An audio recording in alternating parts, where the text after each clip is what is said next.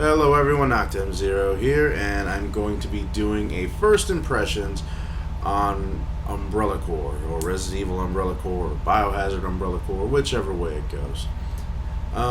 First things first, honestly, I don't think it's a bad game, but I really think it could be better, because I've played a lot better shooters than this.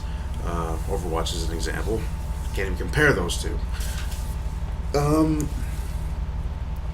I will say gunplay in this game is not that bad. It's pretty fast paced, pretty quick. I mean, the one life matches make me think of Counter Strike right out the gate. It honestly could be a hell of a lot better.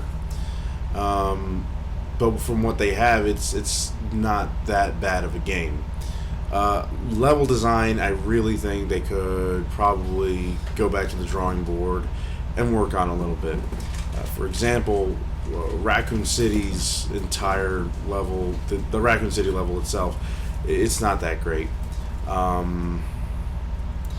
It's like they took three different pieces of Raccoon City from Resident Evil 3 to maybe Operation Raccoon City and jammed them together, because the fuel truck doesn't make sense for it to be where it's at in front of the police station. It crashed maybe a few blocks away. Maybe that was more or less just to add a more like nostalgic purpose, but I mean, why? It didn't crash there. I really hope they don't think of doing that for Resident Evil 2 remake. The Brainer is becoming one of my more favorite weapons to use. It makes me think of the Lancer in Gears of War, but what I mean is that, I mean, everybody, even the professional players, at one time or another used the Lancer for really awesome, I would call them glory kills, because honestly, you'd be lying to yourself if you think you didn't use them, the Lancer, the way you did. And honestly, in this game, the Brainer, it's the same thing. I actually find myself wanting to use it a lot more. Good kills. I still haven't figured out much of the mechanics yet. Cover system, I'm not too big of a fan of. I mean, I don't find myself using it a lot, so I don't see it being a essential item. Well, essential thing to use in the game. I mean, I have more fun just staying in crouch and gauging where my opponents are at. Another thing about the game is the customization. I think that's where the game really shines at, is its customization, because the guns can be customized, the entire armor set that you have is customized. Only disappointing thing though is that they're only male characters. Maybe down the line they're going to add female characters. I hope that's not paid DLC, by the way. I hope they actually do this as a sort of apology or something, because we have female gamers, and I mean, Gears of War at least alleviated that in part 2? Did they bring them in part 2? I don't remember. Anyway, I mean, another thing to add is the zombie jammer itself. It adds a little bit to it, like, let's say Titanfall.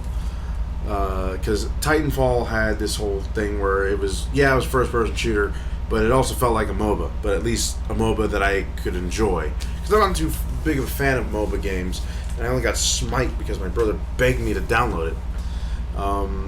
This kind of adds that MOBA feel where you're, fighting NPCs as well as the other players.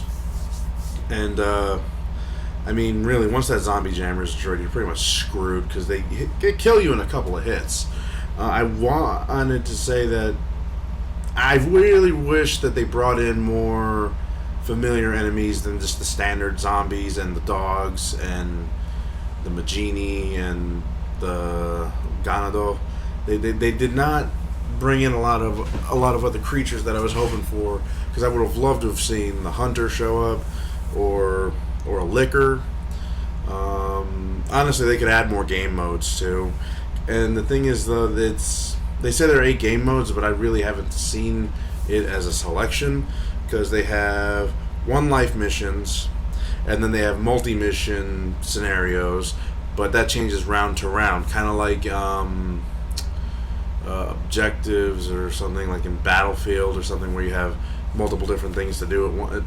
But in this case, it's just every round it's a different mission at a time, and that's really the only way you have respawn. I'm hoping that they divide it up to where everyone can pick and choose which game mode they can play in.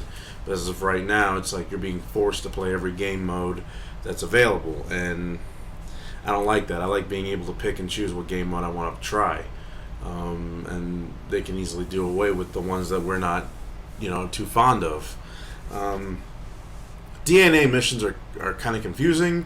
It's especially if, it doesn't give you a specific target. And hunter missions, those are the only times you ever get a specific target, which are other players. Of course, the one life missions harken back to being more like Counter-Strike. This whole game feels like another version of Counter-Strike above all else, just with Resident Evil stuff to it.